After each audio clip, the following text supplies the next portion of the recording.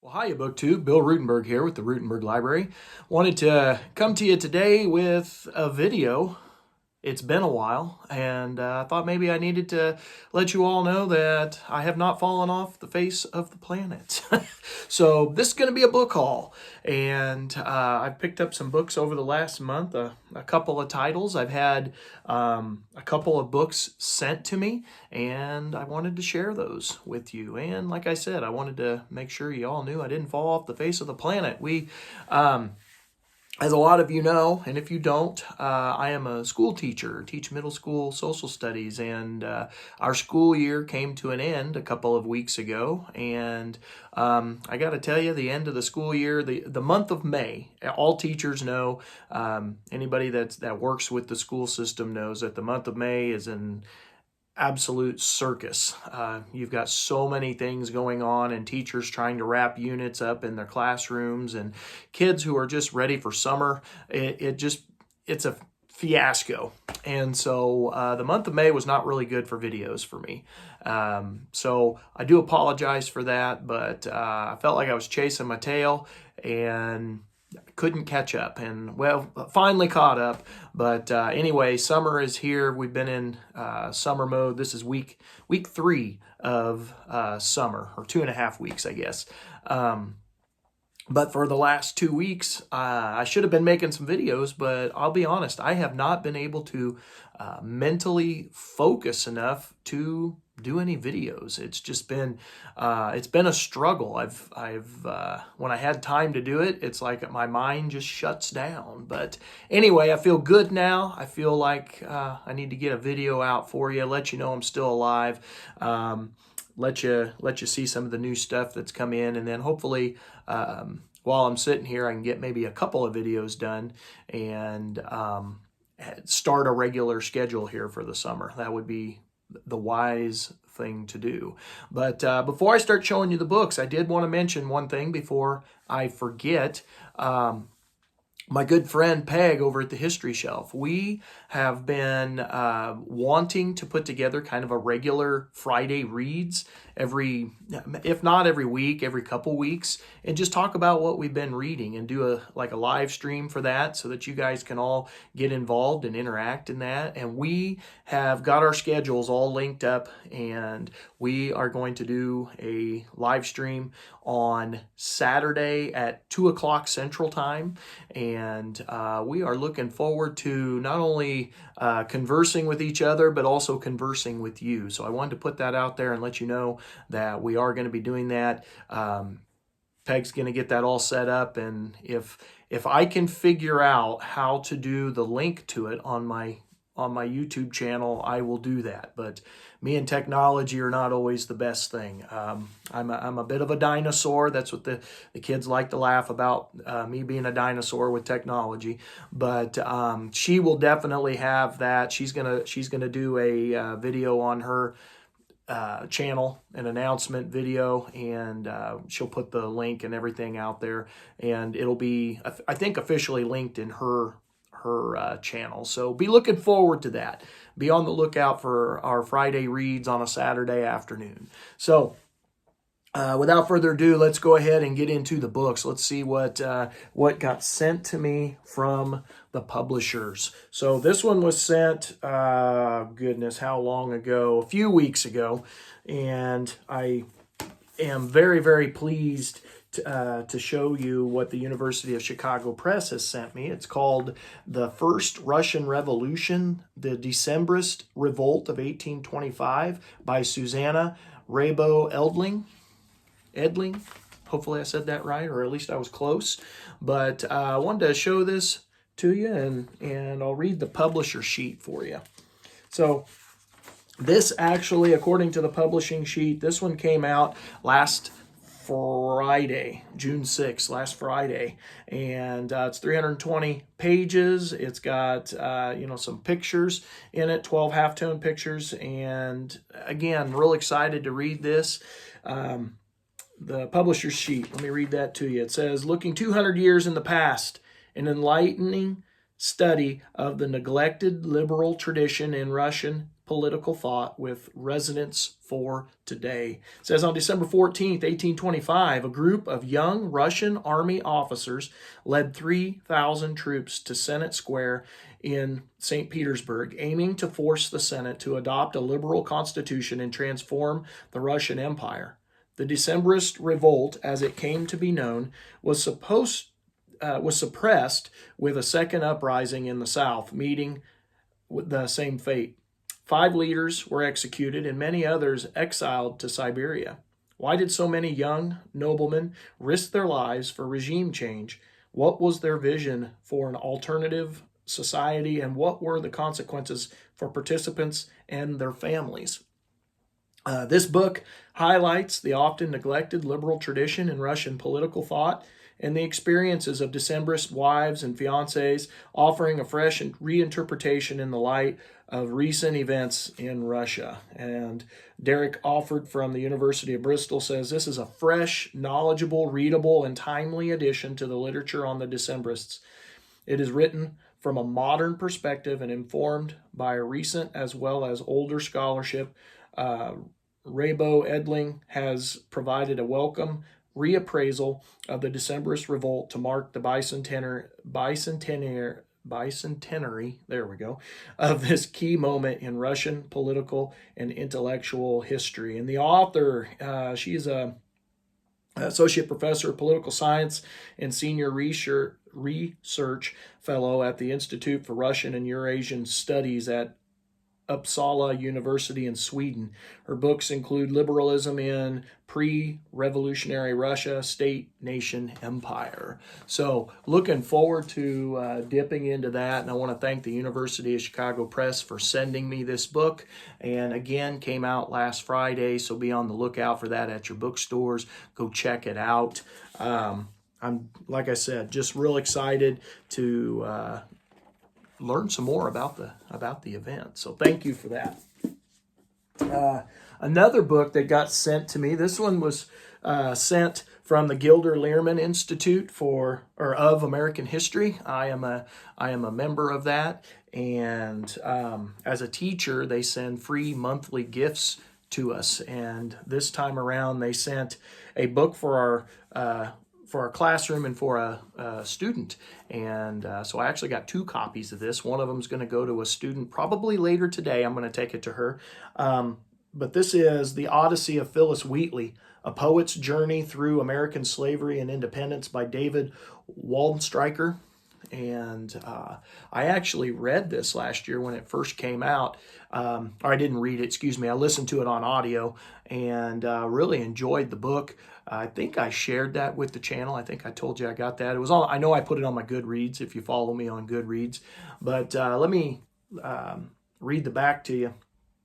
It says, admired by George Washington, ridiculed by Thomas Jefferson, published in London and read far and wide, Phyllis Wheatley led one of the most extraordinary American lives. Seized in West Africa and forced into slavery as a child, she was sold to a merchant family in Boston, where she became a noted poet at a young age. Mastering the Bible, Greek and Latin translations, and the works of Pope and Milton, she composed elegies for local elites, celebrated political events, praised warriors, and used her verse to variously lampoon, question, and assert the injustice of her enslaved condition. Before and after her emancipation, her verses shook up racial etiquette and used familiar forms to create bold new meanings. She demonstrated a complex but crucial fact of the times, that the American Revolution both strengthened and limited black slavery. In this biography, the historian David Waldstreicher offers the fullest account to date of Wheatley's life and works, correcting myths, reconstructing intimate friendships, and deepening our understanding of her verse and the Revolutionary era. Throughout the Odyssey of Phyllis Wheatley, he demonstrates the continued vitality and resonance of a woman who wrote in a founding gesture of American literature, "Thy power, O liberty, makes strong the weak, and wondrous instinct Ethiopians speak." And so, yeah, looking forward to probably diving into this one again. Like I said, last time I did it on audio, and I found that a lot of the audio books I do, I probably need to go back and read them, the physical copy. And so here's my physical copy, so I can go back and reread that when I get a chance. But I do remember it being a good book. So I teach Phyllis a little bit of Phyllis Wheatley, or about Phyllis Wheatley, in my 8th grade American history class, and that's what made me check out the audio book from the library, and I was glad I did. So go check that out at your local libraries. Good book. All right, so that is all that's been sent from publishers or company. I guess the Gilder Lehrman Institute sent that last one, but that's the last that's been sent to me. So now I'm going to show you some stuff that I found in the bookstores as I've been out and about just here and there over the last 4 to 6 weeks.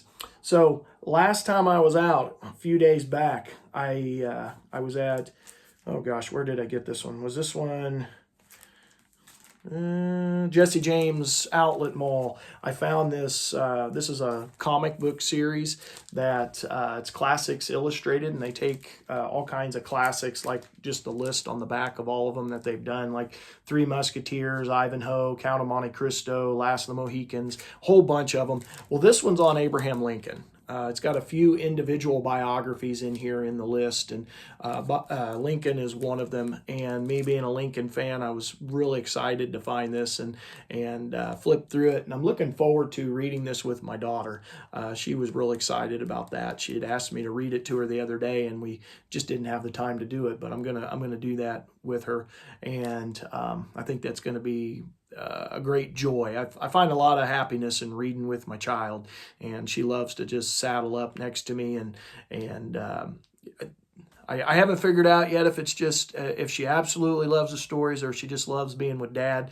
I like to think it's a combination of both, but this is going to be an excellent way of sharing my love of Lincoln with her, and so excited to have that. Oh yeah, and then you notice the painting here up at the top. That was her work the other day. She has this colorful hedgehog. You can't quite see it because it's hidden by the shelf, and then a flower in the sun. And I really like that painting, so I told her, let me have that, and so I put it up on the shelf there. So yeah, she's quite the artistic little girl. Pretty proud of her. All right, so the next one that I was able to find the other day, this one is a biography on Bloody Mary by Carolee Erickson. I was trying to remember if I have anything on Bloody Mary. I might have one. I didn't look through all my books. Maybe I have one, but I know I've never read one. I've read about her in other biographies, but not one just on her. So I was excited to see this. I don't know if it's going to be really any good. I haven't looked up the author or anything to kind of get a feel for it, but it's from St. Martin's Press out of New York, and it's a 1978 book, so it's got some age to it, but not too much. It's let's see, a little over 500 pages. 500 and hang on, wait for it. 529 pages. So it's not a chunky monkey, but it's not small either. I'll read the inside cover to you here. It says, when Bloody Mary was first published in 1978, it was met with extraordinary critical acclaim. The Washington Post called it a work of considerable literary distinction. Los Angeles Times said Dr. Erickson does an extraordinary job in dramatizing that period. Kirkus Reviews said that Erickson has brought sophistication and richness in a large biography that may well become the counterpart to Francis Hackett's standard Henry VIII. Jessica Mitford called it a dazzling achievement, and that was just the beginning. In the 6 years that followed, Miss Erickson wrote 3 more Tudor biographies. Great Harry in 1980, The First Elizabeth 1983, and Mistress Anne in 1984. All of which were published to exceptional commercial and critical success, helping to establish Carolee Erickson as one of America's foremost young historians. It's with pride that Bloody Mary, first in the series, is now being reissued. So this is a book club edition. This book is a brilliant portrait of Mary Tudor, daughter of Henry VIII and Catherine of Aragon, and England's most hated queen. But it is much more than that, because Mary's story is that of England during one of its most turbulent periods, a story full of pageantry, treachery, and intrigue. Erickson's masterful prose teams with all the tastes, textures, sights, and smells of life at court, bringing history to life the way only the best writer can. Readers of Bloody Mary will understand why Carolee Erickson was recently called by the Times Literary Supplement one of the most accomplished, successful historical biographers writing in English. Yeah, so that sounds awesome. I'm pretty excited about that, because my favorite thing in a good biography is giving the social setting around the character, and it sounds like this book's going to do that. And I teach this in my world history class. I teach about her in my world history, so that'll be good for my classroom setting. So here's another one that I found the other day. This is Churchill's Trial, Winston Churchill and the Salvation of Free Government by Larry P. Arnn. And really, really good condition. Real excited to find this. This one I found at, oh gosh, what's the name of the store? I can't remember the name of the store, but anyway, they've got they usually have quite a few good books, and they'll have good nonfiction, which you don't always find at a Salvation Army Community Center type store, secondhand store. You don't usually find great nonfiction, and they usually have some. So I was real happy to pick that up. It's about, obviously, Winston Churchill.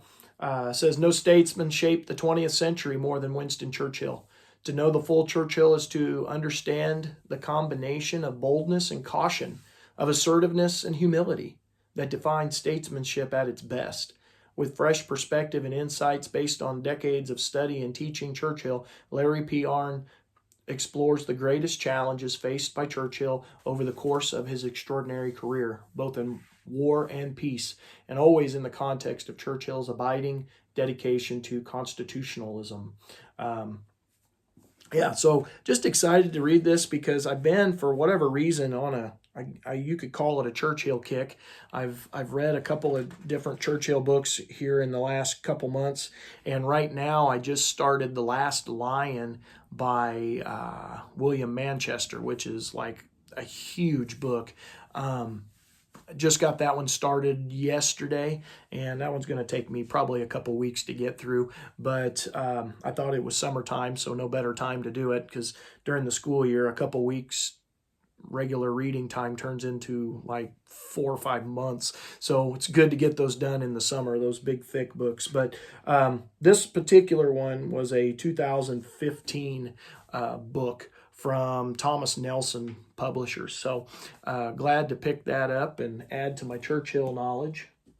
One of the things I know that I was lacking here on BookTube compared to everybody else was knowledge about Churchill himself. And so I've been trying to fix that and trying to put him into perspective with everything I teach.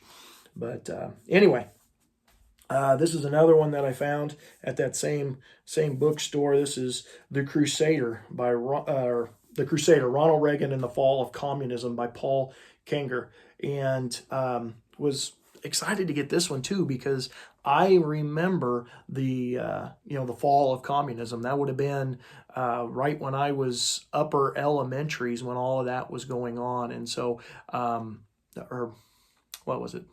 3rd, 4th, 5th grade, right in that range is when fall of the Berlin Wall and then the democratic elections in Russia and all that kind of stuff. All that was happening when I was in elementary, so I remember all that stuff happening. I don't have I don't remember every single event, because I was a kid, so I didn't pay that much attention to it, but I do remember it happening. I remember watching it on the news and stuff. And so one of the things I've been doing over the last 2 years is I've been reading some of these biographies and histories on these more modern events, and it's been really neat, because I've been able to connect some dots in my own head on stuff that was going on that, like I said, I didn't fully understand when I was a kid. But now that I'm an adult and I'm reading these histories, oh yeah, now I understand what was going on, or I remember that happening. So anyway, this book is Harper Perennial, and it is out of New York, and the year is 2006. So not too old. The book is in pretty new condition for the most part. I'm pretty tickled with this. I found a handful of these books that were in super good condition. So let me just read back cover of this one to you. It says, in this dramatic meditation on the life of Ronald Reagan, historian Paul Kenger presents an account of the 40th president that has never been written, one that details Reagan's campaign against the Soviet Union, which lasted more than 40 years. Utilizing reams of recently declassified documents, Kenger assembles a striking mosaic of Reagan's words and actions that toppled the Soviet Union, from his covert support of the rebels who defeated the Soviets in Afghanistan to his secret oil collusion with Saudi Arabia that devastated the Soviet economy. With unparalleled research, this fascinating book tells the story of how one president did more to bring down the Soviet Union than any other single administration in the history of the Cold War. It's a story of how one American's fight ended the 20th century's longest war. It's a story of one man who changed history. It's the story of a crusader. And so, yeah, I'm pretty excited to read about that. That'll just add to my recent history knowledge. All right, and the last one I'm going to show you in this book haul is about Edward Kennedy. Now, this is a book. It's kind of funny. This book I've seen at one of our local antique stores, and they have it marked at, was it $25 or something like that? And I wanted the book, but I was like, I'm not paying $25 for a used book when I know if I'm just patient, I can find it somewhere else. And I was patient, and I found it for $1.50.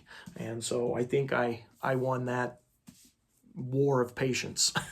This is True Compass, Edward M. Kennedy, True Compass, a memoir. And so, yeah, looking forward to digging into this. It'll go in with my Kennedy stuff. Nice picture of the brothers there. I have never read anything on Edward Kennedy, so this would be my first. I might have one more book upstairs on him. I've got several on John F. Kennedy and a couple on Robert Kennedy, but I think I only had one other on Edward Kennedy. It says, in this landmark autobiography, 5 years in the making, Senator Edward M. Kennedy tells his extraordinary personal story of his legendary family, politics, and 50 years at the center of the national events. True Compass. The youngest of 9 children born to Joseph P. Kennedy and Rose Fitzgerald Kennedy, he came of age among siblings from whom much was expected. As a young man, he played a key role in the presidential campaign of his brother John F. Kennedy, recounted here in loving detail. In 1962, he was elected to the U.S. Senate, where he began a fascinating political education and became a legislator.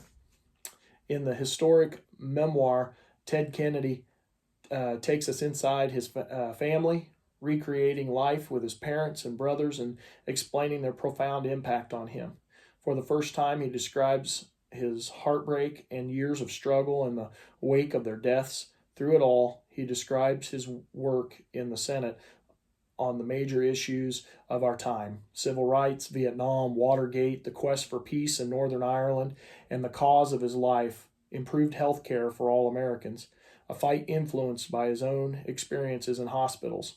His life has been marked by tragedy, perseverance, a love of family, and abiding faith. There have been controversies too, and Kennedy addresses them with unprecedented candor. At midlife, embattled and uncertain if he would ever fall in love again, he met the woman who changed his life, Victoria Reggie Kennedy. Facing a tough re-election campaign against an aggressive challenger named Mitt Romney, Kennedy found a new voice and began one of the great third acts in American politics. sponsoring major legislation, standing up for progressive principles, and making the pivotal endorsement of Barack Obama for president.